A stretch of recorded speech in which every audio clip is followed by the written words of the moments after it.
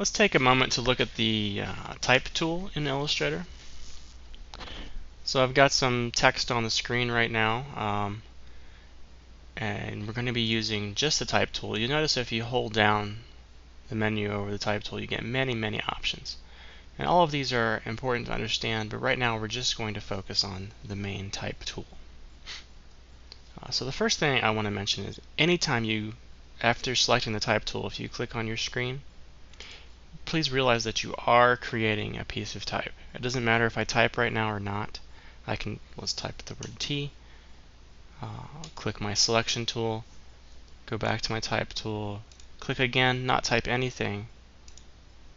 Now notice I click my selection tool and I still have this piece of type selected. It appears that there's nothing there on your screen, but there is actually something there. If I were to hit Command Y, you'll see the anchor point for the type, same anchor point you see for this T. So please be careful not to simply just click around and leave a bunch of pieces of type laying around without any text on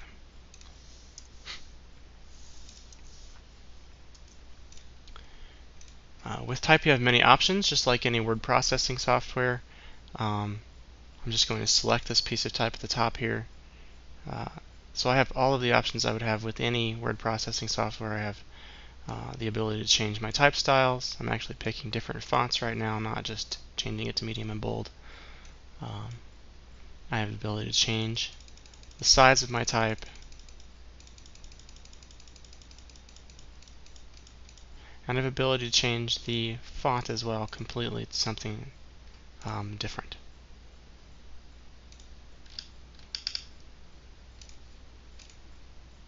Okay. So you also have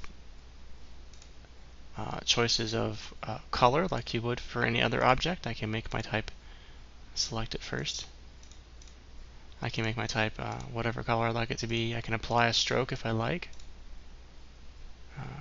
I wouldn't suggest it. Change that back to nothing.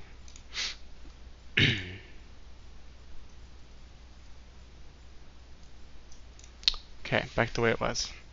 You have choices with adjusting tracking. So something that's quick and easy to learn is adjusting tracking and leading. So tracking is the space between a group of letters, so a block of text. So if I click this little character tab right here, you can see I have options for adjusting the tracking right here. So I can click this up, and it's going to change the text. I can also hold down Option on my keyboard and use the right and left mouse buttons, or right and left arrow keys. And that will do the same thing for me in a much quicker, much more visual way. So I'm going to go ahead and set that back to 0. Same thing is true with kerning. So kerning is the space between two letters. So you can adjust your kerning and change it to auto. So you see how that changes the spacing between each individual letter.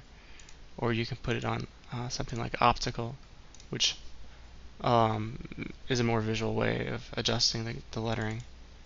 Sometimes, if I don't like the kerning, you can select one letter, hold down Option, use the arrow keys to adjust it. Okay. Leading is the space between lines. So right now this one's set to 16 points. So you can see the leading here. I'll just hold my mouse over there so that you can see that this is the leading. Okay. So 16 points, you can change it to auto. See what happens there. Okay, 16 points is the automatic setting. So I could change it to 18, and notice that type is moving down. I can also hold down Option and use my up and down arrow keys to adjust the leading. And that works in type like this and block paragraphs as well, as does the tracking. Okay, left and right mouse button, holding down Option, up and down arrow keys, holding down Option.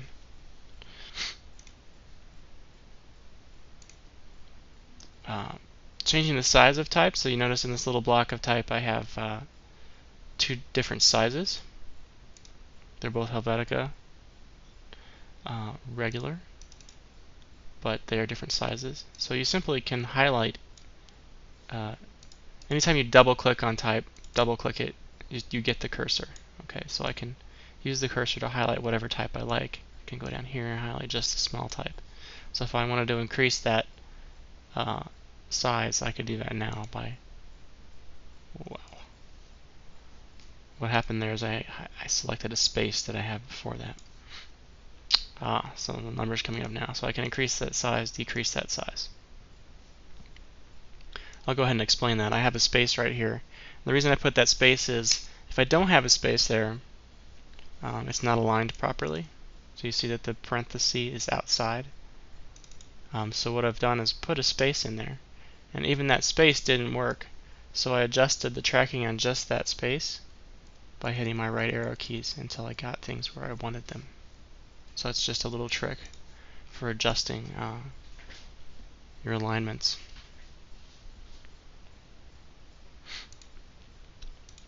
You can use the eyedropper with type.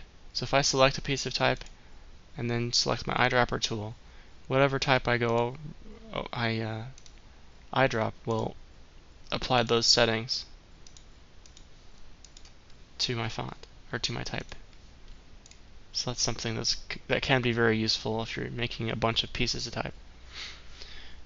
You can also use block type, and the way you do that is instead of just clicking and typing, that will go on for infinity or until you run out of document space.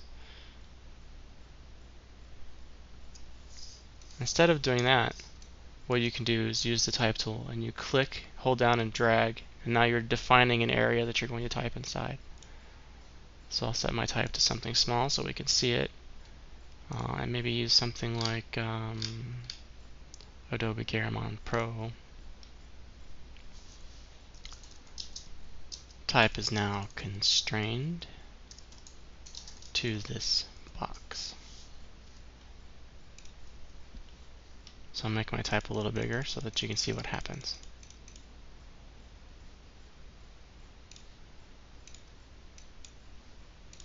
So notice I've just adjusted my leading so that it's on automatic. So no matter what I do to this box, my type is going to try to fit inside of it.